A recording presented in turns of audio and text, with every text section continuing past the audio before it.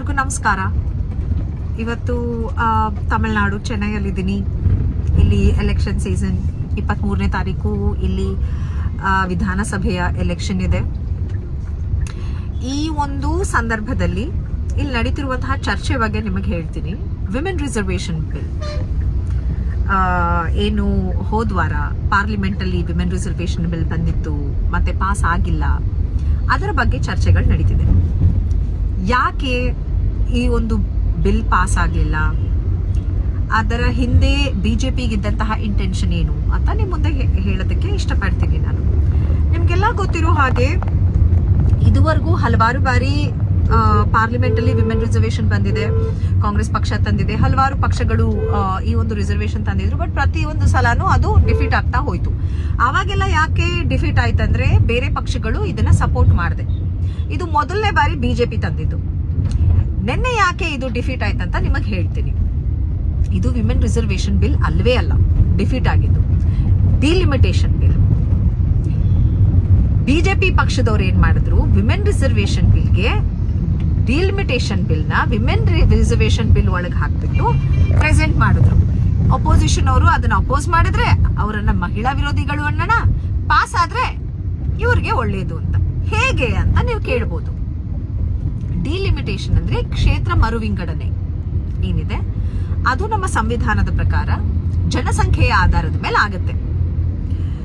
ಇವಾಗ ಏನಾಗಿದೆ, ಉತ್ತರ ಭಾರತ ದಕ್ಷಿಣ ಭಾರತದಲ್ಲಿ, ಉತ್ತರ ಭಾರತದಲ್ಲಿ ಜಾಸ್ತಿ ಜನಸಂಖ್ಯೆ ಇರೋದ್ರಿಂದ ದಕ್ಷಿಣ ಭಾರತದಲ್ಲಿ ಜನಸಂಖ್ಯೆಯ ನಿಯಂತ್ರಣ ನಡೆದಿದೆ, ಅಭಿವೃದ್ಧಿಗಳಾಗಿದೆ. ಇದರಿಂದ ನಾವು ಜನಸಂಖ್ಯೆ ಮೇಲೆ ಈ ಒಂದು ಕ್ಷೇತ್ರವನ್ನ ವಿಂಗಡಣೆ ಮಾಡಿದ್ರೆ ಅದು ಅನ್ಯಾಯ ಆಗುತ್ತೆ ಅಂತ ಫ್ರೀಸ್ ಮಾಡಿಬಿಟ್ಟಿದ್ರು. 1970s ಅಲ್ಲಿ ನಡೆದಂತಹ ಸೆನ್ಸಸ್ ಪ್ರಕಾರ ಫ್ರೀಸ್ ಮಾಡಿಬಿಟ್ಟಿದ್ರು. ಇಷ್ಟೇ ನಂಬರ್ ಆಫ್ ಸೀಟ್ಸ್ ಇರ್ಲಿ ಅಂತ, 543 ಸೀಟ್ಸ್ ಇರ್ಲಿ. ಏನು ಕರ್ನಾಟಕಕ್ಕೆ ಈಗ 28 ಎಂಪಿಗಳಿದ್ದಾರೆ ಕರ್ನಾಟಕದಿಂದ, ಉತ್ತರ ಪ್ರದೇಶದಿಂದ 80 ಜನ ಎಂಪಿಗಳಿದ್ದಾರೆ. ಅದೇ ಅನ್ಯಾಯ ಸರಿಯಾಗಿ ನೋಡಿದ್ರೆ. ಬಟ್ ಈಗ ಸದ್ಯಕ್ಕೆ ಹೆಂಗಿದೆ ಹಂಗಿದ್ಕೊಳ್ಳಿ ಅಂತ ಏನಾಗತ್ತೆ, ಅದನ್ನ ಫ್ರೀಸ್ ಮಾಡಿದ್ದಾರೆ. ಆದ್ರೆ ಈಗ ತಂದಂತಹ ಬಿಲ್ ಒಳಗೆ ಏನಿತ್ತಂದ್ರೆ, ನಿಮಗೆ ಗೊತ್ತಿರೋ ಹಾಗೆ 2023ರಲ್ಲಿ ಫಸ್ಟ್ ಈ ಬಿಲ್ ನ ತಂದ್ರು. ಅವಾಗ ಅಪೋಸಿಷನ್ ಅವರು, ನಮ್ಮ ವಿರೋಧ ಪಕ್ಷದ ನಾಯಕರೇನಿದ್ದಾರೆ ರಾಜ್ಯಸಭೆಯಲ್ಲಿ ಮತ್ತು ನಮ್ಮ ಅಧ್ಯಕ್ಷರೇನಿದ್ದಾರೆ ರಾಷ್ಟ್ರಾಧ್ಯಕ್ಷರು, ಕಾಂಗ್ರೆಸ್ ಅಧ್ಯಕ್ಷರು ಶ್ರೀ ಮಲ್ಲಿಕಾರ್ಜುನ್ ಖರ್ಗೆ ಸರ್ ಹೇಳ್ತಾರೆ, 2023ರಲ್ಲಿ ನೀವು ಪಾಸ್ ಮಾಡ್ತಿದ್ರಲ್ಲ ಬಿಲ್ಲು, 24ಕ್ಕೆ ಅಪ್ಲೈ ಆಗೋಂಗ್ ಮಾಡಿ ಅಂತ. ಇವ್ರು ಹೇಳ್ತಾರೆ ಇಲ್ಲ, ಕ್ಷೇತ್ರ ಮರುವಿಂಗಡಣೆ ಆಗ್ಲಿ, ಸೆನ್ಸಸ್ ನಡೆದು ಕ್ಷೇತ್ರ ಮರುವಿಂಗಡಣೆ ಆಗ್ಲಿ, ಅದಾದ್ಮೇಲೆ ವಿಮೆನ್ ರಿಸರ್ವೇಷನ್ ಬರ್ಲಿ ಅಂತ. ಅಂದ್ರೆ 2028-29ರಿಂದ ಇದು ಅಪ್ಲೈ ಆಗುತ್ತೆ ಅಂತ ಹೇಳ್ತಾರೆ.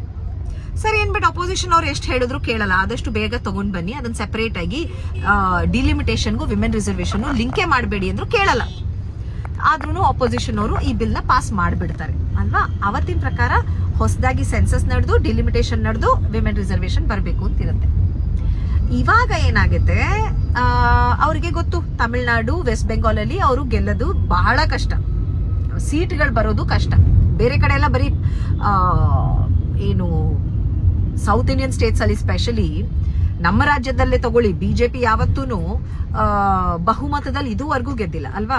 ತಮಿಳ್ನಾಡು ಬಿಡಿ ಕನ್ಸ್ ಅವರಿಗೆ, ಕೇರಳಲ್ಲೂ ಇಷ್ಟೇ ಯಾವತ್ತೂ ಗೆದ್ದಿಲ್ಲ. ತೆಲಂಗಾಣ ತಗೊಳ್ಳಿ ಯಾವತ್ತೂ ಗೆದ್ದಿಲ್ಲ. ಆಂಧ್ರ ಪ್ರದೇಶ ತಗೊಳ್ಳಿ ಯಾವತ್ತೂ ಗೆದ್ದಿಲ್ಲ.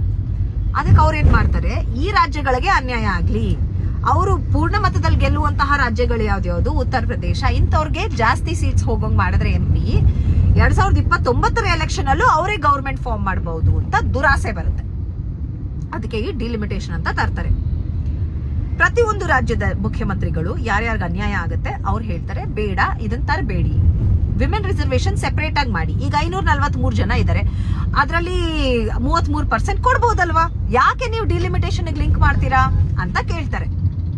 ಆದ್ರೂ ಇದನ್ನ ತರ್ತಾರೆ, ಇದನ್ನ ಬಿಲ್ ಮಾಡಿ ಇಡ್ತಾರೆ. ಇವಾಗ ನಿಮಗೆ ಒಂದು ನಂಬರ್ ಕೊಡ್ತೀನಿ.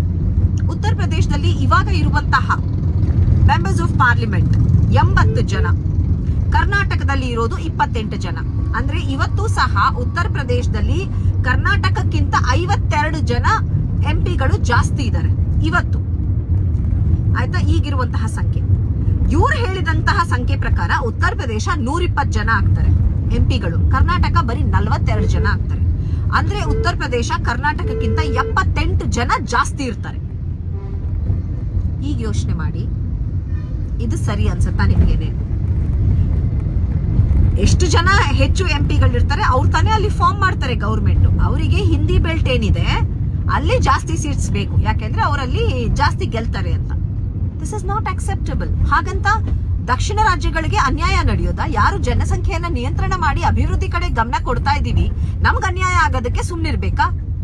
ಇದನ್ನ ವಿಮೆನ್ ರಿಸರ್ವೇಶನ್ ಹಿಂದೆ ಅವರು ತರಕ್ ನೋಡಿದ್ರು, ಅದ್ರ ಹೆಸರಿಟ್ಕೊಂಡು.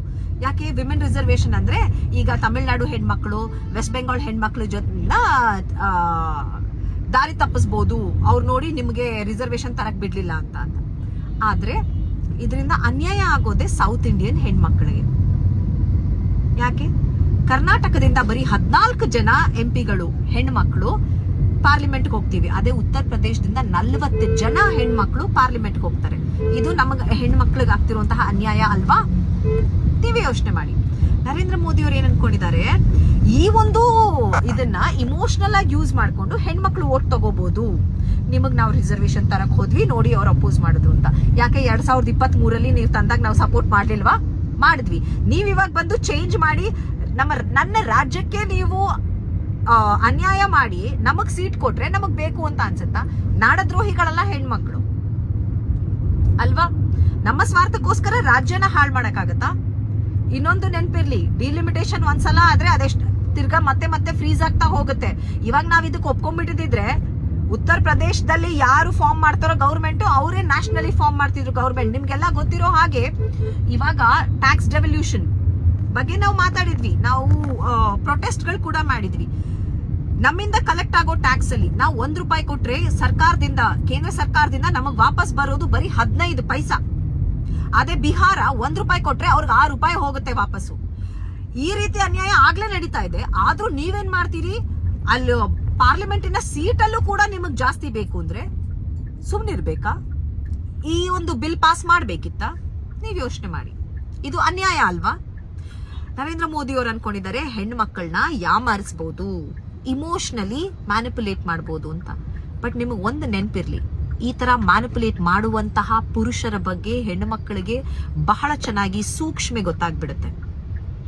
ಆಯ್ತಾ?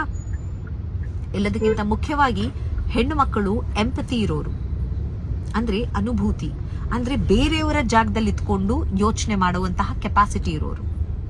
ಎಲ್ಲದಕ್ಕಿಂತ ಮುಖ್ಯವಾಗಿ ನಮ್ಮ ಜಗತ್ತಿನಲ್ಲೇ ಒಂದು ಯಾವ್ದಾದ್ರೂ ಸಮುದಾಯ ಅತಿ ಹೆಚ್ಚು ಶೋಷಣೆಗೆ ಒಳಗಾಗಿದೆ ಅಂದ್ರೆ ಅದು ಹೆಣ್ಣು ಮಕ್ಕಳ ಸಮುದಾಯ.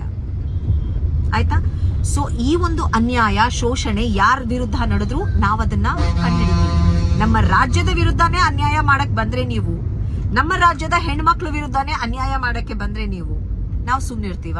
ಎಲ್ಲದಕ್ಕಿಂತ ಮುಖ್ಯವಾಗಿ ನೀವು ಈಗೊಂದು ಸೆನ್ಸಸ್ ಮಾಡಕ್ ಹೋದ್ರೆ ಕಾಸ್ಟ್ ಸೆನ್ಸಸ್ ಮಾಡ್ಬೇಕಾಗತ್ತೆ. ನಿಮ್ ಪ್ರಕಾರ, ನೀವ್ ಹೇಳಿದ ಪ್ರಕಾರನೇ ಕಾಸ್ಟ್ ಸೆನ್ಸಸ್ ಮಾಡಿದ್ರೆ ಹಿಂದುಳಿದ ವರ್ಗಗಳು, ದಲಿತ ವರ್ಗಗಳು, ಅಲ್ಪಸಂಖ್ಯಾತರು ಎಲ್ಲರೂ ಎಷ್ಟೆಷ್ಟು ಜನ ಇದ್ದಾರೆ ಅಂತ ಗೊತ್ತಾಗತ್ತೆ. ಅದು ನಿಮಗ್ ಮಾಡಕ್ ಇಷ್ಟ ಇಲ್ಲ. ಅದೇ ಕಾರಣಕ್ಕೆ ನೀವು ಸೆನ್ಸಸ್ ಮೇಲೆ ಡಿಪೆಂಡ್ ಆಗೋದು ಬೇಡ ಅಂತ ಹೇಳ್ತಿದ್ದೀರಿ. ಯಾಕೆ? ಆ ಸಮುದಾಯದ ಹೆಣ್ಮಕ್ಳಿಗೆ ಇದು ಅನ್ಯಾಯ ಅಲ್ವಾ? ಎಲ್ಲಾ ಹೆಣ್ಮಕ್ಕಳಲ್ಲಿ ಒಂದು ಕಾಮನ್ ಏನಂದ್ರೆ, ನಾವು ಶೋಷಿತ ವರ್ಗದವರು ಮತ್ತು ಸೆನ್ಸಿಟಿವಿಟಿ ಇರೋರು. ಸೊ ನಮ್ಮನ್ನ ಎಲ್ಲದಕ್ಕಿಂತ ಮುಖ್ಯವಾಗಿ ನಿಮ್ಮಂತಹ ಪುರುಷರನ್ನ, ಮ್ಯಾನಿಪುಲೇಟಿವ್ ಪುರುಷರನ್ನ ಬಹಳ ಚೆನ್ನಾಗಿ ಗುರುತಿಸ್ತೀವಿ. ಎಲ್ಲದಕ್ಕಿಂತ ಮುಖ್ಯವಾಗಿ ಇವತ್ತಿನ ಕಾಲದ ಹೆಣ್ಣು ಮಕ್ಕಳಿದೀವಲ್ಲ, ಇದೆಲ್ಲ ಅನುಭವಿಸಿದಂತಹ ನಮ್ಮ ಪ್ರೀವಿಯಸ್ ಜನರೇಷನ್ ನೋಡಿ ಕಲ್ತಿದ್ದೀವಿ ಅವರಿಂದ, ನಿಮ್ಮ ಶೋಷಣೆಗಳನ್ನ, ನಿಮ್ಮ ಮ್ಯಾನಿಪುಲೇಟಿವ್ ಸ್ಕಿಲ್ಸ್ನ. ಸೊ ಇದು ನಡೆಯೋದಿಲ್ಲ. ಇವತ್ತು ಸಹ ಪ್ರಿಯಾಂಕಾ ಗಾಂಧಿ ಅವರು ಹೇಳಿದ್ ಒಂದೇ, ಮತ್ತೆ ತಗೊಂಡ್ ಬನ್ನಿ ಈ ಬಿಲ್ನ, ನಾವು ಪಾಸ್ ಮಾಡ್ತೀವಿ. ಆದ್ರೆ ಡಿಲಿಮಿಟೇಷನ್ಗೂ ಇದಕ್ಕೂ ಸಂಬಂಧ ಕಟ್ಟಬೇಡಿ. ಕ್ಷೇತ್ರ ಮರು ವಿಂಗಡಣೆಗೂ ಹೆಣ್ಣು ಮಕ್ಕಳ ರಿಸರ್ವೇಶನ್ ಬಿಲ್ಗೂ ಕಟ್ಟಬೇಡಿ ಸಂಬಂಧ ಅಂತ. ಆ ರೀತಿ ಮಾಡಿ ಪ್ರತಿಯೊಂದು ಅಪೋಸಿಷನ್ ಸೈನ್ ಮಾಡ್ತಾರೆ.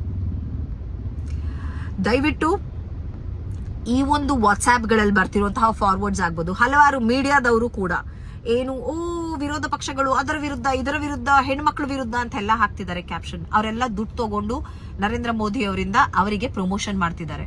ಮೊನ್ನೆ ಮನ್ ಕಿ ಬಾತ್ ಅಲ್ಲಿ ಬರ್ತಾರೆ ನರೇಂದ್ರ ಮೋದಿ ಅವರು ಬಂದ್ಬಿಟ್ಟು ಅರೆ ಹೆಣ್ಣು ಮಕ್ಳಿಗೆ ನಾನು ಸೇವಿಯರ್ ಆಗಕ್ ಬಂದಿದ್ದೆ, ಅವರನ್ನ ಅವ್ರಿಗೆ ಸೀಟ್ಸ್ ಕೊಡಕ್ಕೆ ಅಪೋಸಿಷನ್ ಅವರು ಅದ್ರ ವಿರುದ್ಧ ಬಂದ್ರು, ಏನೇನೋ ತುಂಬಾ ಇಮೋಷನಲ್ ಆಗಿ ಮಾತಾಡಿದ್ರಂತೆ. ನಾನಂತೂ ನೋಡಿಲ್ಲ, ನಾನು ನ್ಯೂಸ್ ಪೇಪರ್ ಅಲ್ಲಿ ಓದಿದ್ದು. ಯಾಕೆ ನೀವು ಮರು ವಿಂಗಡಣೆಗೆ ಅದನ್ನ ಸೇರಿಸ್ತಿದ್ದೀರಿ? ಯಾಕೆ ನೀವು ಕನ್ಸಲ್ಟ್ ಮಾಡ್ಲಿಲ್ಲ? ಸೋನಿಯಾ ಗಾಂಧಿ ಅವರು ಹೇಳಿದ್ರು ತಾನೆ ಏಪ್ರಿಲ್ 29 ತಡೀರಿ, ಎಲೆಕ್ಷನ್ ಮುಗ್ದೋಗ್ಲಿ, ಎಲ್ಲಾ ಕೂತ್ಕೊಂಡು ಮಾತಾಡೋಣ, ರಿಸರ್ವೇಶನ್ ಬಿಲ್ ತರಬೇಕು ಅಂತ ಹೇಳಿದ್ವಿ ತಾನೆ. ಯಾಕೆ ಕಾಯ್ಲಿಲ್ಲ? ಈ 3 ದಿವಸದಲ್ಲಿ ಯಾಕೆ ಮಾಡಿದ್ರಿ? ಯಾಕೆಂದ್ರೆ ನಿಮಗೆ ಎಲೆಕ್ಷನ್ಗೆ ಇದನ್ನ ಉಪಯೋಗಿಸ್ಕೋಬೇಕು ಅಂತ. ಎಂತಹ ಸ್ವಾರ್ಥಿಗಳು ನೀವು! ಹೆಣ್ಣು ಮಕ್ಕಳ ಒಂದು ರಿಸರ್ವೇಶನ್ ಬರುವಂತಹ ಒಂದು ಗೋಲ್ಡನ್ ಚಾನ್ಸ್ ನ ನೀವು ಹಾಳು ಮಾಡ್ಬಿಟ್ರಲ್ಲ. ಪ್ರತಿಯೊಂದು ರಾಜ್ಯದ ಮುಖ್ಯಮಂತ್ರಿಗಳನ್ನ ಕನ್ಸಲ್ಟ್ ಮಾಡ್ಬೇಕಿತ್ತಲ್ವಾ? ಕ್ಷೇತ್ರದ ಮರು ವಿಂಗಡಣೆ ಮಾಡ್ತಿದ್ದೀರಾ ಅಂದ್ರೆ ಅಪೋಸಿಷನ್ ಇಲ್ಲಿರುವಂತಹ ಪ್ರತಿಯೊಂದು ಪಾರ್ಟಿಯವ್ರನ್ನು ಕನ್ಸಲ್ಟ್ ಮಾಡ್ಬೇಕಲ್ವಾ? ಇಂತಹ ಒಂದು ದೊಡ್ಡ ರಿಫಾರ್ಮ್ ತರಬೇಕಂದ್ರೆ ನಿಮ್ಮ ನಾಗ್ಪುರ RSS ಹೆಡ್ ಕ್ವಾರ್ಟರ್ಸ್ ಇಂದ ಬಂದಿದ್ದೆಲ್ಲ ನೀವು ಇಂಪ್ಲಿಮೆಂಟ್ ಮಾಡೋದಕ್ಕೆ ಇದು ಒಂದು ಪ್ರಜಾಪ್ರಭುತ್ವ. ಇಲ್ಲಿ ನಾಗಪುರದ ಆದೇಶಗಳು ನಡೆಯೋದಿಲ್ಲ. ಅದಕ್ಕೆ ನಮ್ಮ ಸಂವಿಧಾನ ನಿಮಗೆ ಕಲಿಸಿದಂತಹ ಬುದ್ಧಿ ಇದು. ಹೆಣ್ಣು ಮಕ್ಕಳಿಗೆ ನೀವು ಮಾಡಿರಂತಹ ಅನ್ಯಾಯ ಭಾರತದ ಪ್ರತಿಯೊಂದು ಹೆಣ್ಮಗಳಿಗೂ ಗೊತ್ತಿದೆ. ಅವರು ನಿಮಗೆ ತಕ್ಕ ಬುದ್ಧಿ ಕಳಿಸ್ತಾರೆ ನೆಕ್ಸ್ಟ್ ಎಲೆಕ್ಷನ್ ಅಲ್ಲಿ. ಈ ಸಲ ತಮಿಳುನಾಡಲ್ಲೂ ಕಳಿಸ್ತಾರೆ, ವೆಸ್ಟ್ ಬೆಂಗಾಲ್ ಅಲ್ಲೂ ಕಳಿಸ್ತಾರೆ, 2028ರಲ್ಲಿ ಕರ್ನಾಟಕದಲ್ಲೂ ಕಳಿಸ್ತಾರೆ, 2029ರಲ್ಲಿ ಏನು ಪಾರ್ಲಿಮೆಂಟರಿ ಎಲೆಕ್ಷನ್ ಇದೆ ಅದರಲ್ಲೂ ಕೂಡ ಹೆಣ್ಣು ಮಕ್ಕಳು ಅವರ ವೋಟ್ಸ್ ನಿಮ್ಗೆ ಯಾವತ್ತೂ ಸಿಗೋದಿಲ್ಲ ನೀವು ಮಾಡ್ತಿರುವಂತಹ ಅನ್ಯಾಯಕ್ಕೆ. ಇಷ್ಟು ಹೇಳ್ತಾ ನನ್ನ ಮಾತುಗಳನ್ನ ಮುಗಿಸ್ತೇನೆ. ಧನ್ಯವಾದಗಳು.